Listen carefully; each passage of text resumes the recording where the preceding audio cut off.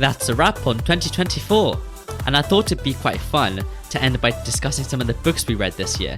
So, Quan and I, we've got a roundup of our favourite books. Yes, I've been trying to read more since the start of this year, and although my plan went a bit pear-shaped towards the latter part of 2024, I'm certainly looking forward to continue reading in the new year and excited to share some of my favourite books. I've managed to read 11 books this year. I think I've managed to read 12, so I think I just got you there, Sourish. We'll see about that next year.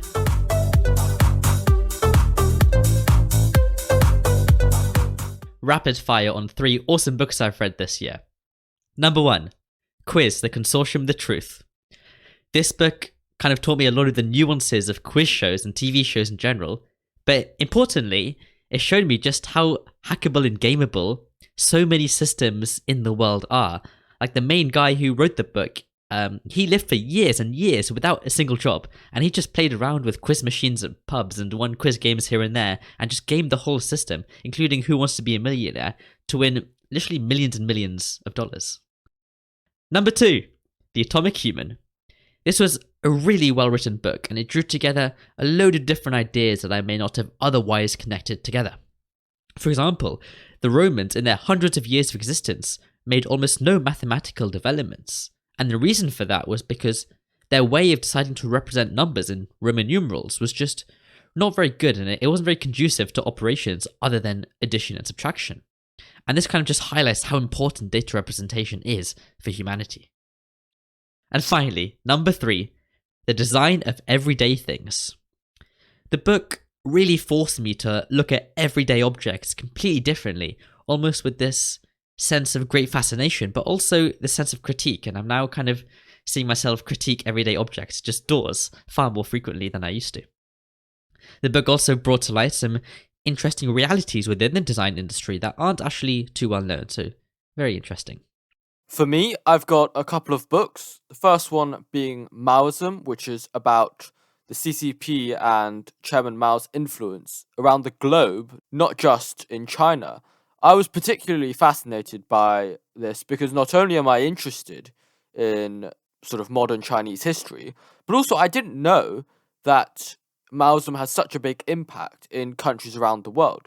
I think what is interesting, though, is that all these attempts at influence in foreign countries in terms of their governments, they all ultimately failed, and they've all shifted away from Maoism, as has China. So above all, I guess that shows the lack of efficacy of that style of governance. Secondly is The Big Short, which I think most people would be more familiar in movie form. But as we'll discuss later, I think the book form is definitely worth a read. It's a very interesting story, and I think it does tell you quite a bit about the 2008 financial crisis that the movie skips in terms of the detail, and for me at least, it was very insightful and interesting. And finally, I also read earlier this year Capitalism and Freedom by Milton Friedman. It's an incredibly well-written book. It's a bit old, but some of the concepts are still relevant today, and he makes some arguments that are very ahead of his time. I do think, though, that Milton Friedman's views are, to some, quite radical, and certainly as society has progressed, things have become more nuanced, and I think he misses out on some detail that somebody today would otherwise incorporate into their thoughts and their views on policy because of the fact that things were not as advanced back then.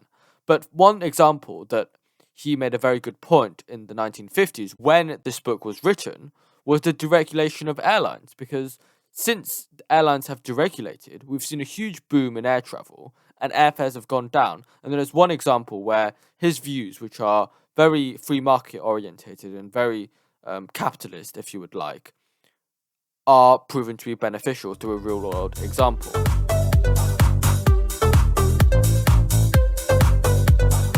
"1984" is the infamous novel written by George Orwell, published in 1949. In it, he explores what this dystopian future looks like through the lens of Winston Smith, a low-level government worker in a large state controlled by the party. You hear the term Orwellian thrown around a lot. It's been a hot word in politics for the past decade, and in recent years has found a footing in tech. I guess it can mean whatever you want it to mean, but the term Orwellian is not well defined, but there are certainly plenty of parallels between the book and today's state of affairs. One idea explored in the book is doublespeak, which isn't explicitly used in the book, but it's a concept derived from the various things that occur in the story. And it's this idea of using language to control thoughts. In politics, it's typically used to convey the idea that a politician, for example, must communicate something, but is unable to directly lie. An example of this might be that a politician has introduced low-calorie beverages in all the state schools, whereas, Coca-Cola is technically low calories, so, the statement doesn't communicate anything, but it's effectively a lie as to what the politician appears to communicate. But the idea I'm more interested in is the fact that language and the array of words available to us can essentially be used to control our thoughts. For example, did you know that Russians have a different word for light blue versus dark blue? Whereas obviously over here in the West, we just say blue, and we have to add on an extra modifier, light or dark. And what this means in practice is that native Russian speakers are able to identify different shades of blue quicker than people in the West. And now this might seem like a pretty random example, but it really highlights how the language that we use can change the way we think. Now, Kuankuan, you are a native Mandarin speaker. How do you view time? Does time go on a horizontal axis? Does it go on a vertical axis? How does that work? That's interesting. I've never thought about it. I mean, in my head, time is represented on a circle as a clock, but I suppose it would be more horizontal than vertical. Interesting. I would guess that people kind of brought up entirely in China and more ingrained in the Chinese culture would view time as a vertical line, which they indeed do, because time, the words to describe time typically involve the words like up and down, whereas over here in the left, you kind of over here in the left. Whereas over here in the West, we typically use words such as left and right to describe time, which is, I guess, not a very practical use case of language controlling thoughts, but it again highlights how language can control thoughts. And this is an idea that's covered extensively in 1984. Now, in the book, the party or the government uses language, and they almost condense language into a much smaller subset of words, so that, for example, the word rebel just doesn't exist, and that means people are less likely to be rebellious because they can't conceive this idea, because they have no way of describing this idea. I find that concept very interesting because, firstly, in China, where government censorship is more of a thing than in the West, because of the fact that some words are not permitted, people actually invent new words to get around it. And I think that highlights the fact that language is a method of communication and people adapt in terms of their use of the language to facilitate communication. So in this example, where in China some words are banned, people quickly invent new words, whether that's a combination of existing Chinese characters or English pinyin as a replacement or things like that. And I find that very interesting. Also, picking up on your point about language driving thought earlier, one thing that I've always found interesting is that whenever I'm dealing with numbers, in my brain, I always default to Chinese. And I don't know why, but I just find that incredibly interesting. Whilst the government can't necessarily control the words we use anytime soon directly, big tech companies that own social media platforms certainly can.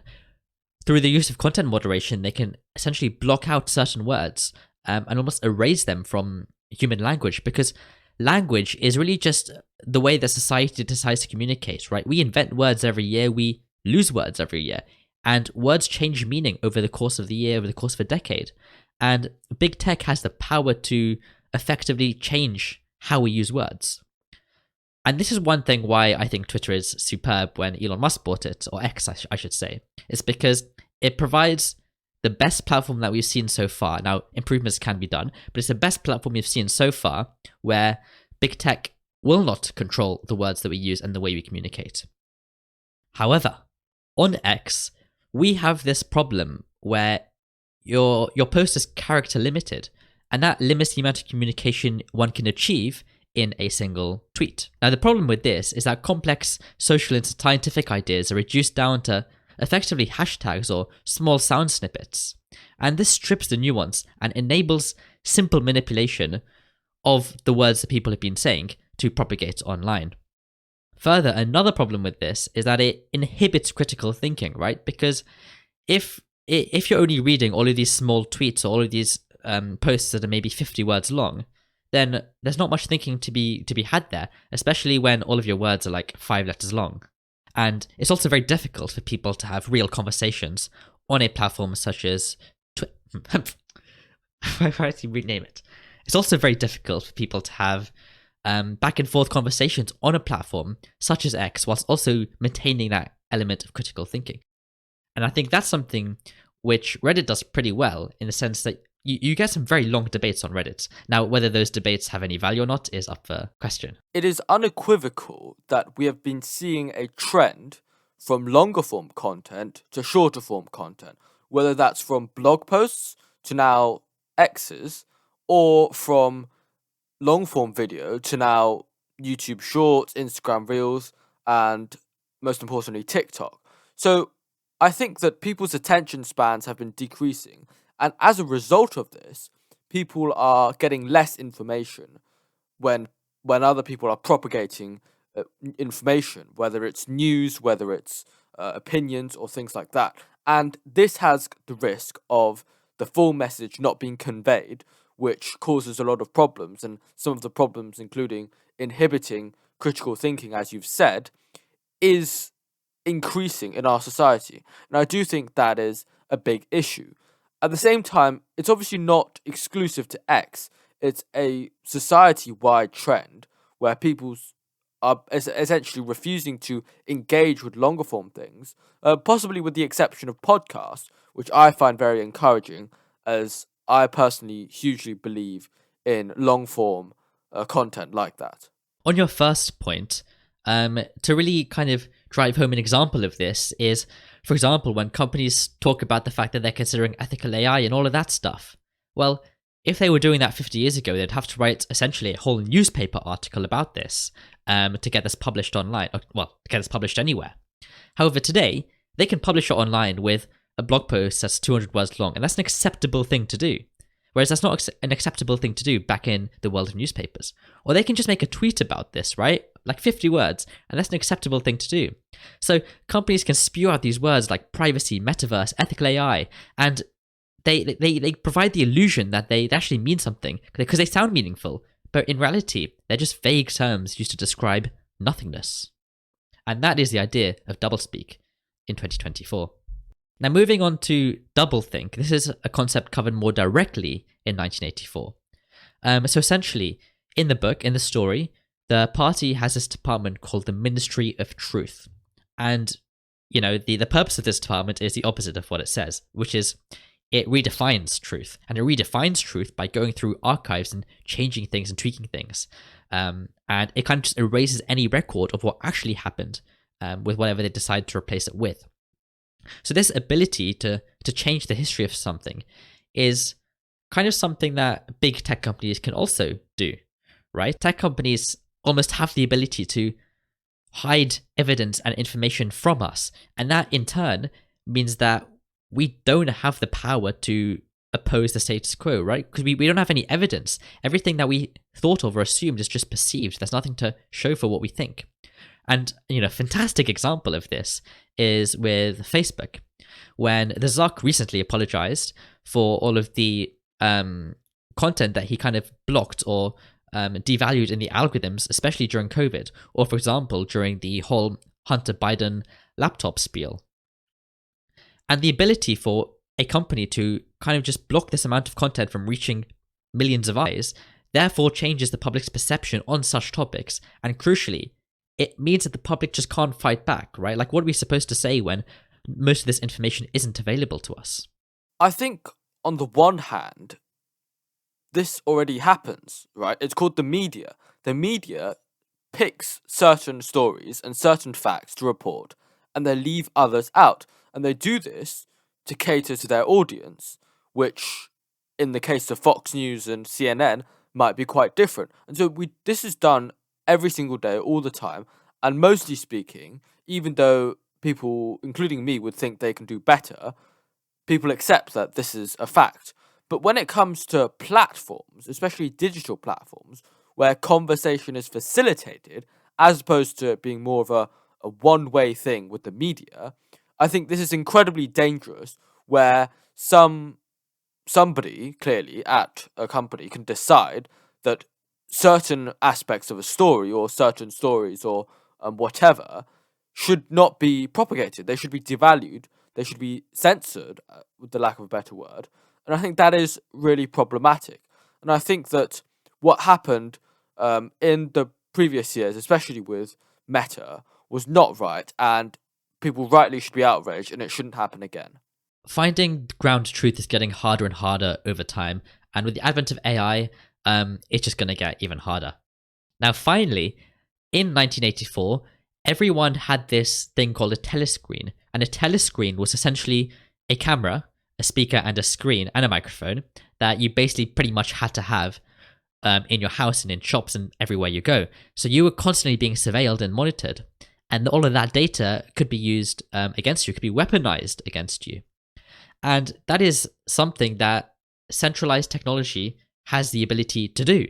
And that's why I think that the whole Web3 movement, the whole movement with the blockchain and crypto, is fantastic, because it provides this extra location, this digital location, where people can do things without this constant surveillance and without the risk of weaponization. Because as the book tried to highlight, anyone, any party, anything, any organization can pretty suddenly become the one organization in power and control everything.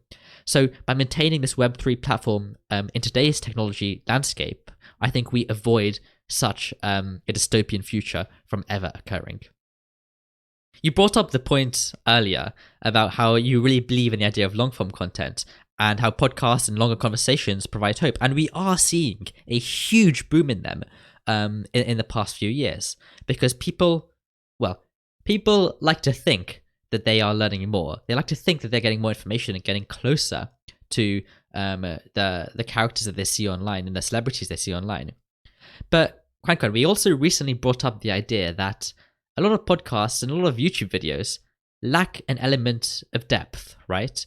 They seem to have a good amount of information on the surface, but as soon as you really know what's going on about the topic they're covering, you realize that, a lot of these conversations, podcasts, and YouTube videos are kind of just hollow. This is the illusion that the public gets when they consume longer form content. And I think this is one fantastic thing about books, is that books are just so damn long that it's quite difficult at times to kind of just waffle a whole 300 pages about something. I think this comes back to the point I made earlier about attention spans and how much people are willing to invest in learning about a particular event or a particular topic area. And when somebody picks up a book, often the time investment they're willing to make is large, and that is by all means a good thing. Having said that, very often that is not the case, and people are much more willing to watch a YouTube video. So I'm willing to concede that that's probably the next best thing, and it's probably better than an X post or a TikTok or Instagram reel or something like that. So even though YouTube videos and podcasts, they can be not as information dense as they could be, it's probably still better than the alternative, right? It's the sort of the next best thing, and ultimately it does convey more information. I fear that on average we're going down the gradient of information density, I guess good information density, which is very unfortunate. However, one thing that really spiked my interest whilst reading this book is when Orwell uses the word Sourish, which I quite liked reading. Now, I'll read out the specific sentence in which he uses it. He says, "A sourish composite smell of bad gin and bad coffee, and metallic stew and dirty clothes."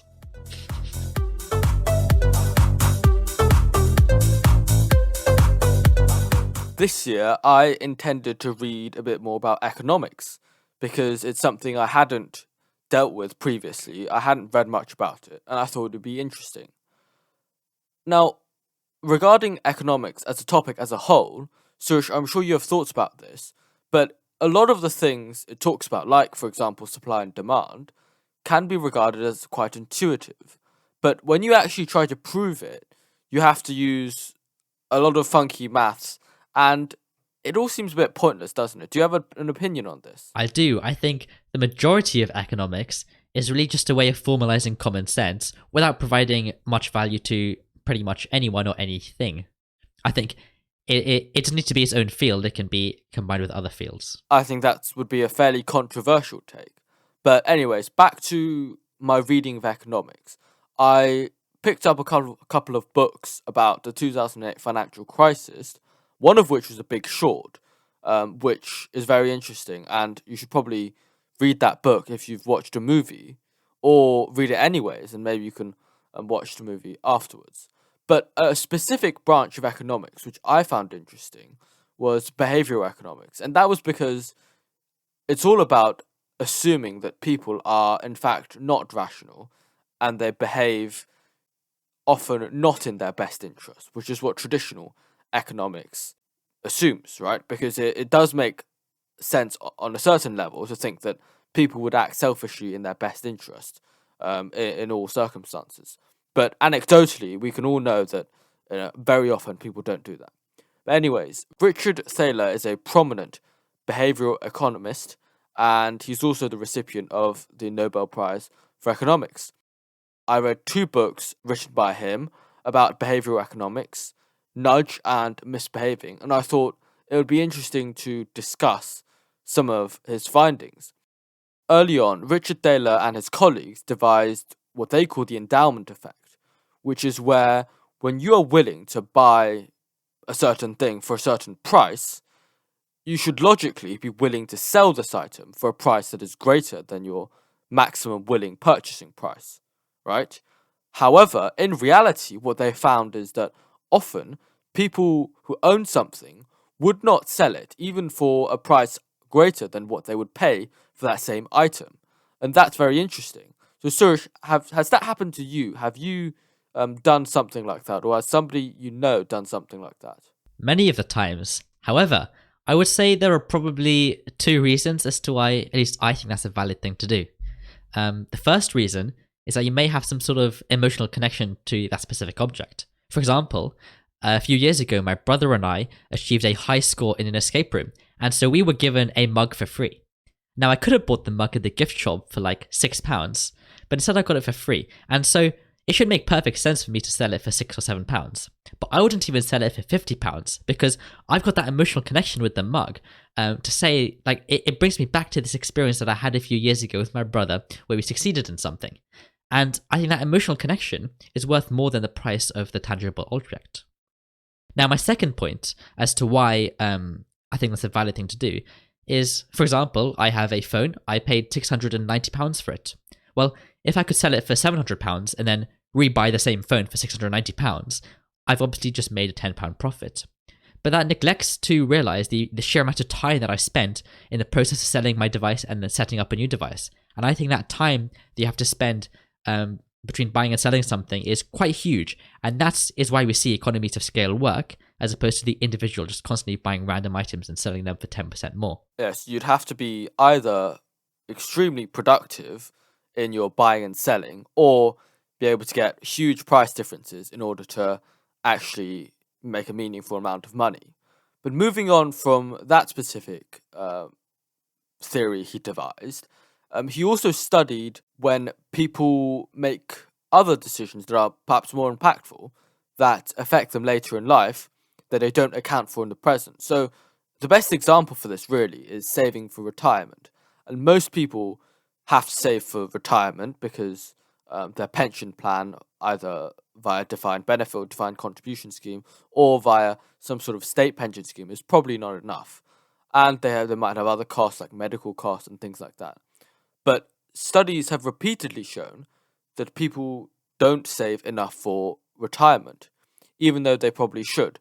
And so he considered if there was any way to get people to save more for retirement, which is known to be good for them, but they often don't actively make that decision. Going back to the whole idea of behavioral economics, when people make decisions that are not in their self-interest. And the plan he devised was basically that you would commit to saving more in the future. So you wouldn't save more now, you would save more in the future. Now, in practice, the reason this works is because people tend to have inflationary rises in their salary. So they're making, on paper, a bit more money, but the purchasing power or how much you can get for that money should remain broadly the same. But people were far more willing to commit their future selves to save more for retirement than they were committing their present selves.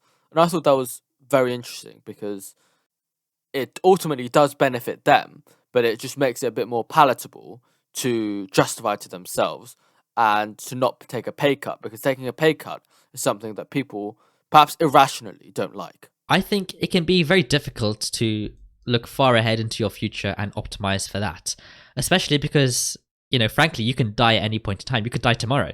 And so you kind of want to be spending your money and your earnings and your hard work today on things that kind of bring you joy in the near future, right? For some people that might be building a huge billion-dollar business. For others, that might just be going on cool holidays and taking extra time off work. So I think everyone, of course, is entitled to take as much pension or save as much of their salary as they want. However, I do think that, generally speaking, people could do with more thought as to what they're spending money on and whether other things can provide them with more happiness and achieve the goal that they actually want. What's perhaps more interesting is, given that we know people should be saving more, should the government be mandating certain saving programs and, by extension, effectively helping people make, broadly speaking, what is the better decision for them? Now, this is not only significant because it concerns policy, but it's also significant because it concerns whether the government should intervene and make decisions for us when we are likely to make a bad decision. And I think people have very polarizing views on this. For me personally, I think that in situations where it's clear that people really struggle to make the correct decision, I think it is fine to have some sort of additional nudge, which is the title of one of his books, or some sort of pointer to make the better decision, because ultimately that does benefit society. But I think at no point should the government actively make the decision. They should only aim to point us towards the right direction, if you will. The government making decisions for us, most people perceive to sometimes be a good thing. For example, when it comes to the age at which you can drink or smoke legally. However, I think pretty much in every case, yes, that is a way to solve the problem, but that is not the solution. The solution is education. We have proven time and time again that you can essentially change. You can brainwash the population, right? The tobacco industry brainwashed the entire population in the 1900s. We're seeing that every single time when there's a huge new trend, such as fast fashion on Shein and random plasticky cheap products on Temu that no one actually wants to buy. And if these companies have the ability to brainwash populations, why doesn't the government do that into encouraging people to make decisions that most people would perceive to be the right decision? I do not think this should be enforced in policy. I just think the government needs to figure out how we can educate people effectively and do that. Perhaps one example of this is on cigarettes packages. You now have pictures of, if I'm not mistaken, pictures of mangled lungs and big warnings that cigarettes are bad for your health, which of course they are. But previously we had colourful packaging and all sorts of advertisement. This is an example where the government is stepping in to help people make the right health decision for them, which is to not smoke. I'm not sure about the specific success rates of this because I haven't read any studies detailing this, but I would suggest that it's probably a good thing. Now, the issue is the things that you just described that used to be on cigarette packets are now all over vapes. And so I'm not sure it's really done a whole lot because the government clearly did a bit of a shoddy job here and the tobacco industry yet again won. I think that's the key with government, is that they're always behind, trying to catch up in terms of regulation. And when you try to preemptively regulate something, like in Europe with regards to AI, you often run into difficulties and people accuse you of inhibiting innovation and causing all sorts of unfriendly environments to business. Indeed, and that's the reason Sora AI is not available in the EU.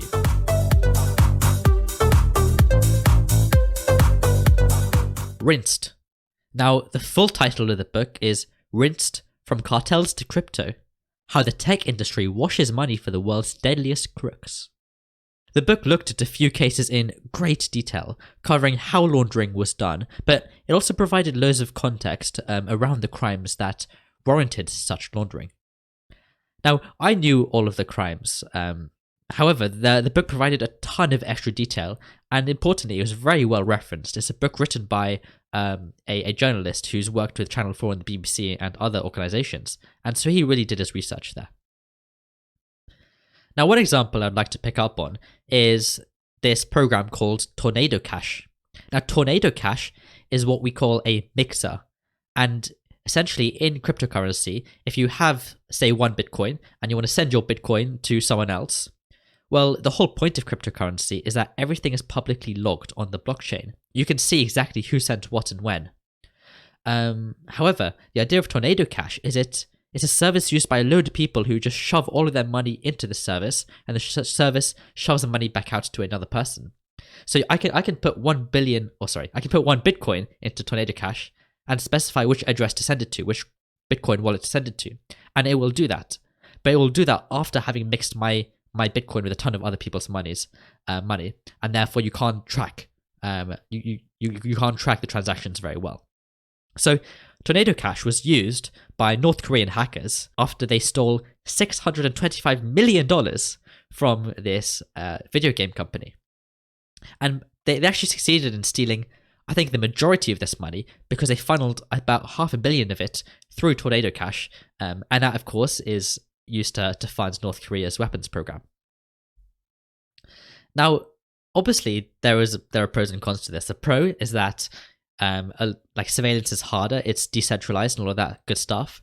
The con is that it enables countries such as North Korea to steal huge amounts of money and, importantly, launder it successfully. And so laundering in this specific case is used by the government as an excuse as to why services such as Tornado Cash should be shut down. And in fact, the creators of Tornado Cash have all been detained. In this instance, with the use of decentralized networks, effectively, crime becomes easier because tracing becomes harder. I think the government makes a reasonable point that crime in all forms should not happen, right? And so perhaps I'm thinking there should be a greater ability for law enforcement to crack down on crime in these areas.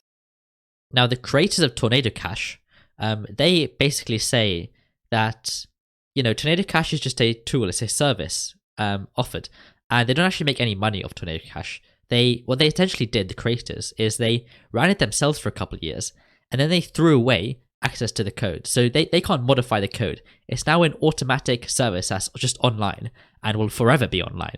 And these creators now have no control over it, which is kind of what makes their arrest by governments so crazy to me.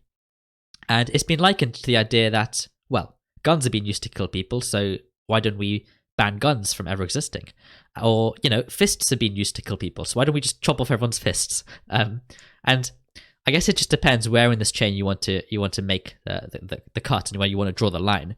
However, I think when it comes to decentralized technologies, we should be very lenient and kind of allow more services to run, especially whilst innovation is still going on.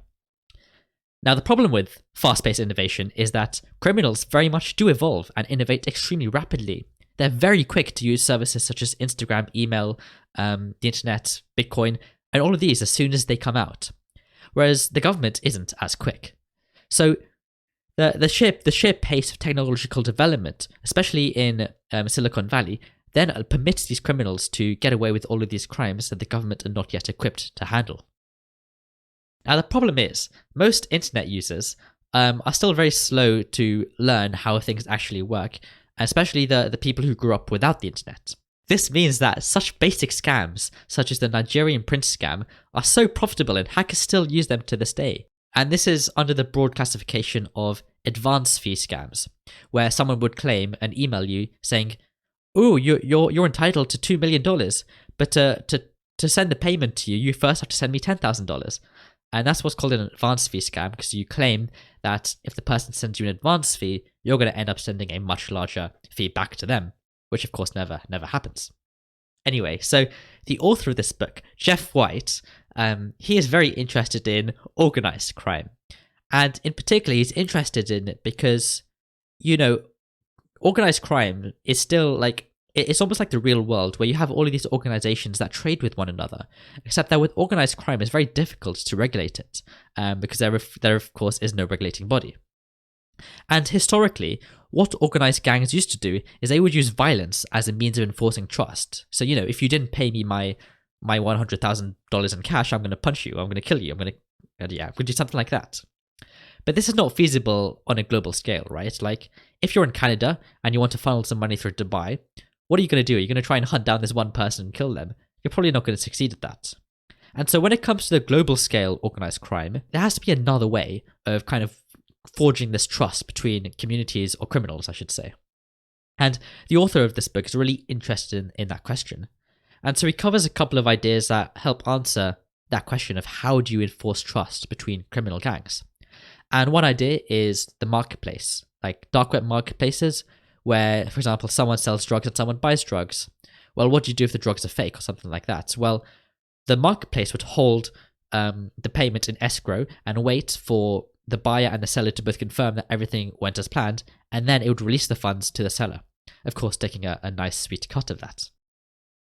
And funnily enough, this idea of trying to create trust in criminal networks has led to a huge demand for high ratings. So, if you go on eBay, you may only buy from sellers rated 90% or higher. And it's the same thing happens on the dark web. People care so much about maintaining that level of trust.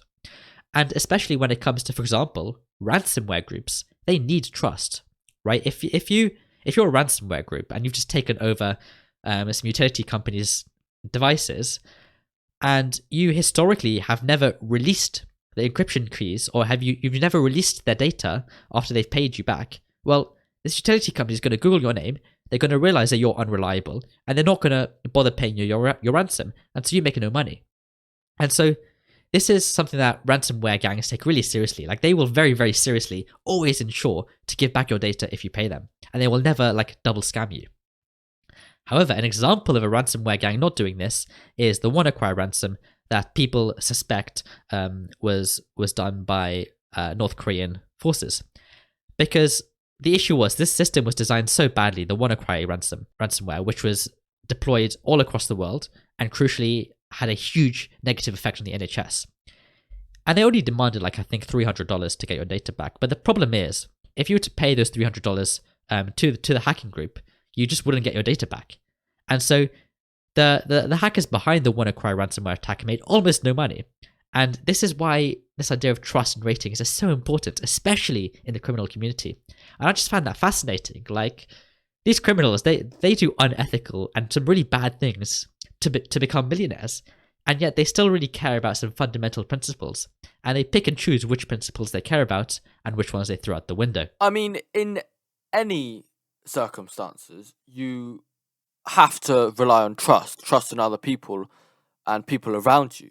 That is something you do every day when you walk on the pavement or you get in a car. You're trusting your fellow road users to make sensible decisions and to not crash into you, because frankly, as a pedestrian, it's incredibly easy to get run over by a car if they just, So it's no wonder that even in organized crime, which is, by the way, as I'm sure you know, extremely organized, trust becomes paramount in the functioning of trade and exchange of goods and services in crime. I do find that very interesting, because it's one of those things where we just can't live without.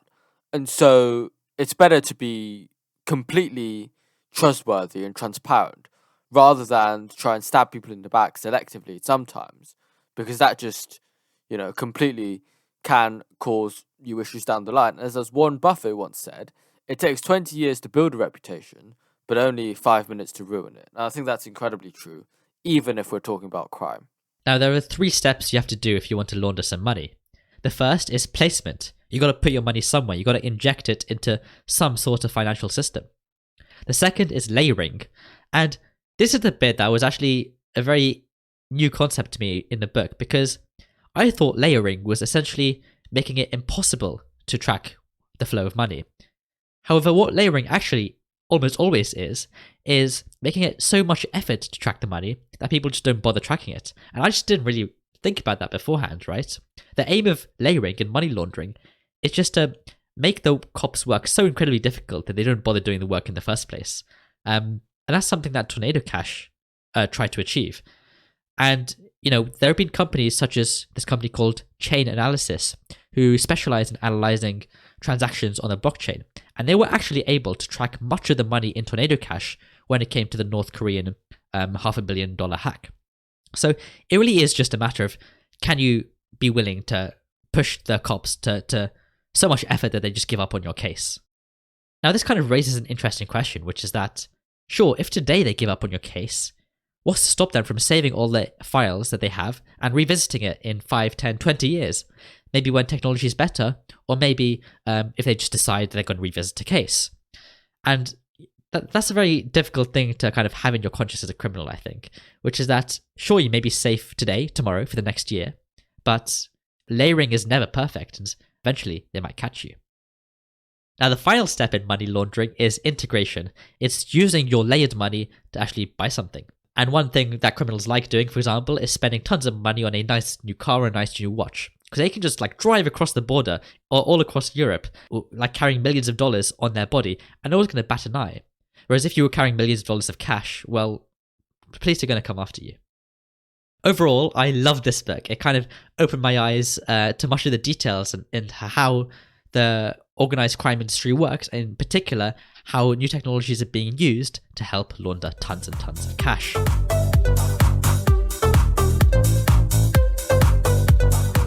My second book, you'll be pleased to know, Sourish, does not involve economics. Instead, it is The Blank Slate by Steven Pinker.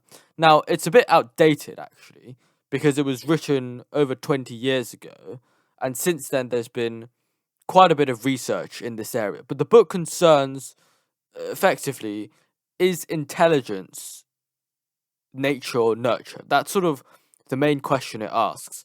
And having read it, I found it to be quite long and rambly, but it raised some interesting points.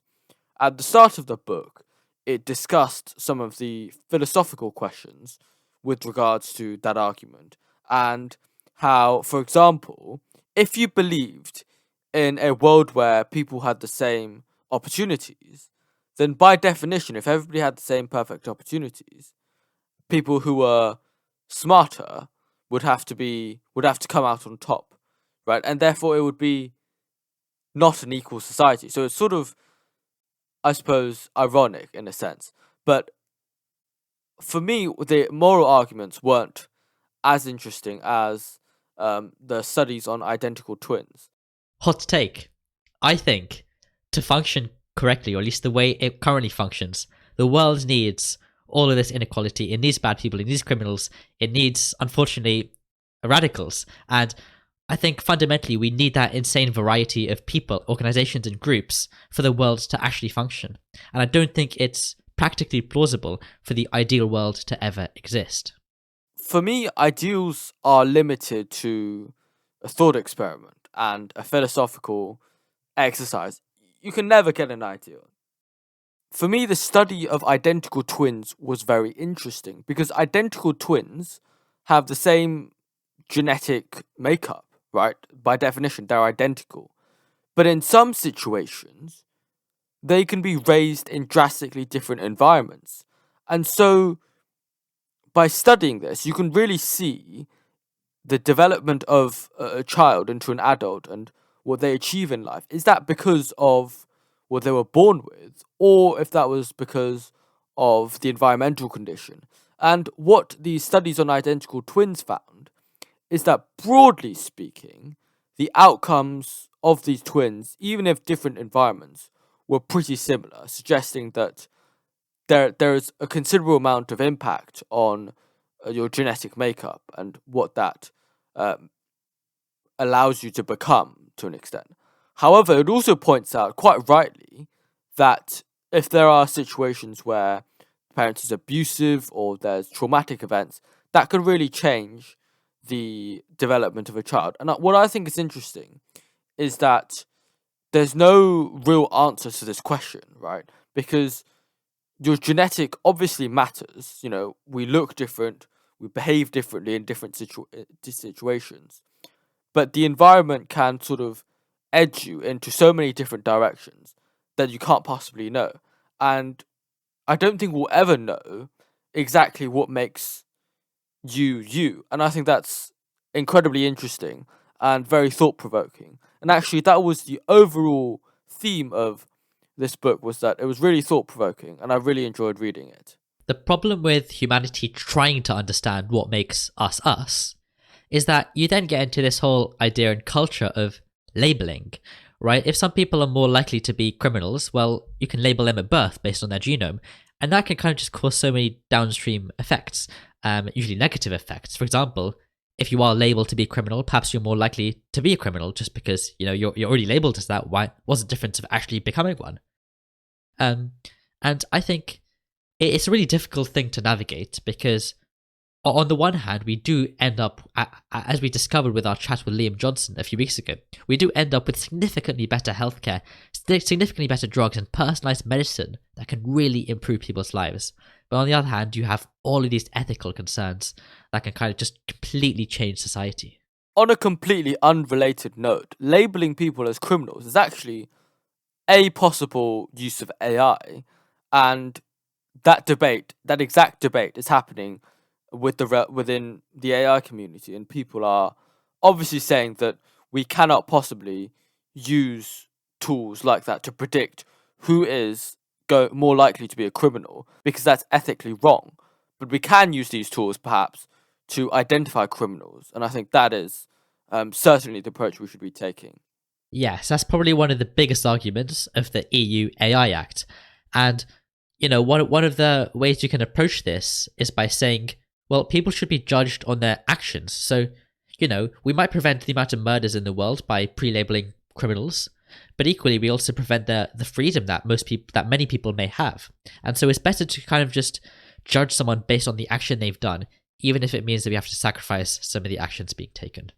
And going back to the Blank Slate, I think that ultimately the question it asks is kind of an uncomfortable question, because as a society, we would really want to believe that hard work is what ultimately makes a difference in life. But I'm not sure that's the full story. And I think it's a really uncomfortable story for society to ask itself, and that because of that, I think we aren't as willing to study and research this field, whereas maybe there's quite a lot we could gain if we overcame this innate unwillingness to consider the possibility that we are born different and therefore some people might be more successful, and actually we could benefit from more research in this area. You know what this reminds me of? George Orwell's doublethink, right? We want to think one thing, but we know it's not true, but we force ourselves to believe it is true. One reason that I think we haven't yet investigated this whole idea very much is because there are just so many factors involved. At this level, we're talking about the whole human. We're talking about all of these infinite external factors, as well as all these infinite genetic factors, which we don't even understand yet. And I think it's much simpler to research things that you can almost treat as a closed system, or things where there are simpler mechanisms involved. And I just don't think we have the scientific capability or the technology yet required to research this with credibility. This is one of those cases where there is still a lot more scientific advancements that could be made in order to facilitate our better understanding on this topic. And certainly we hope that is an area of scientific advancement that will be made, because it will be very interesting.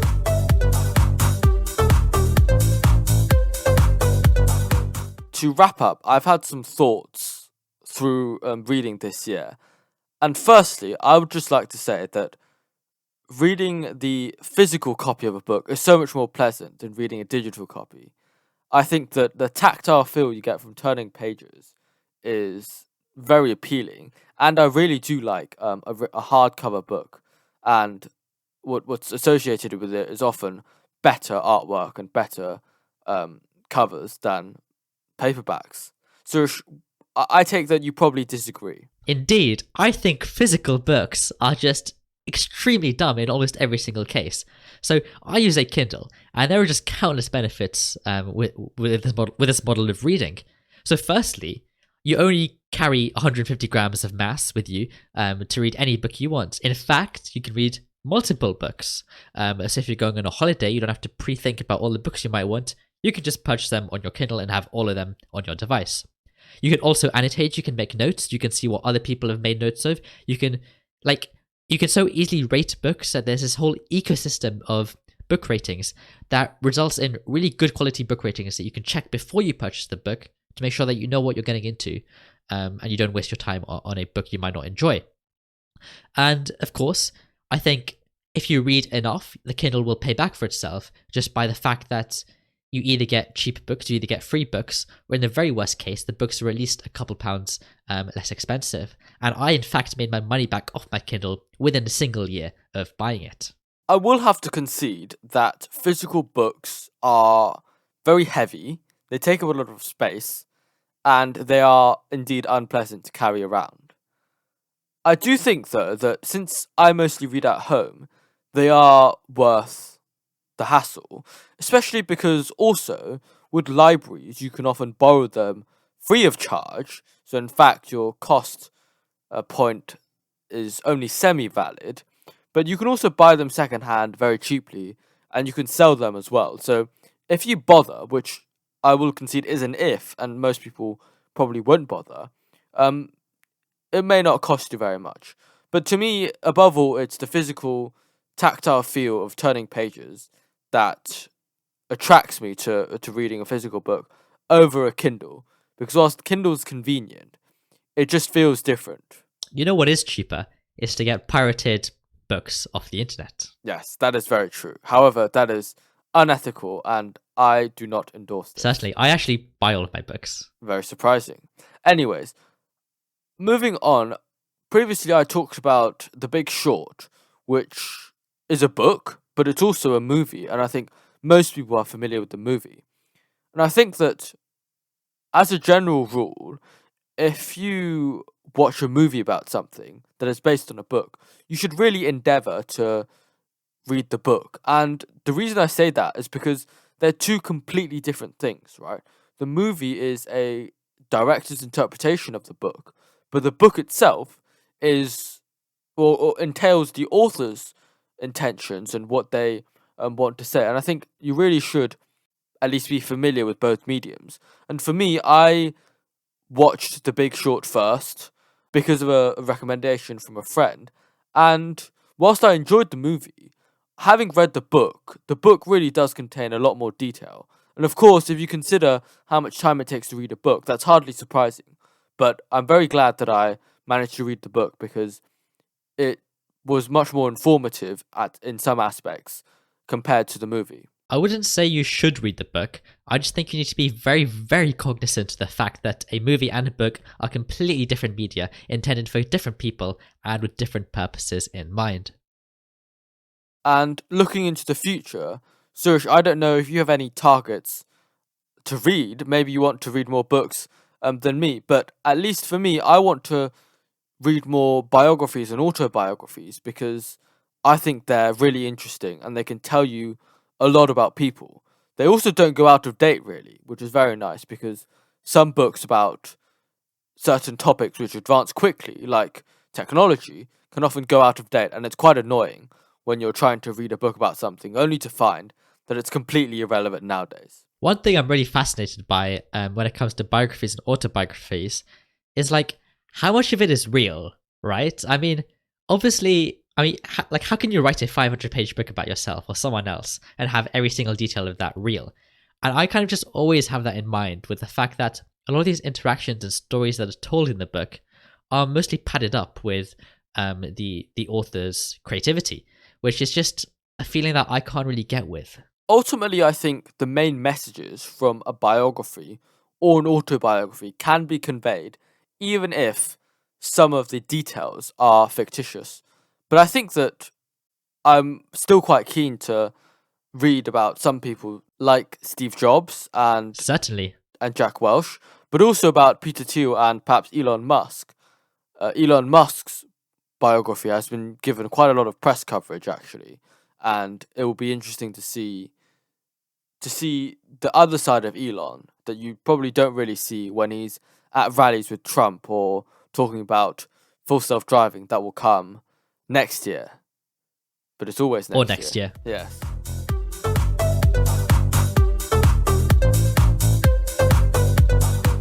Top picks. So this year, my favourite book was Killers of the Flower Moon.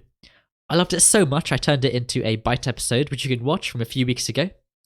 And what I really enjoyed is how gripping this book is. And it was almost like this fusion between fiction and reality, where the author looked back at events that happened 100 years ago and looked back, like dug through the archives to ensure that everything he said was either accurate or very clearly characterized. And there were lots of good references in the book, so I have full faith in the author there. I also loved the fact that this story just isn't well known. The whole spiel with the Osage murders just isn't well known, and kind of having that uncovered in such great detail, even if part of it is fiction, was certainly very pleasant. For me, my top pick is Too Big to Fail by Andrew Ross Sorkin, who is a New York Times journalist. And it basically talks about the collapse of the financial system and leading up to the 2008 financial crisis.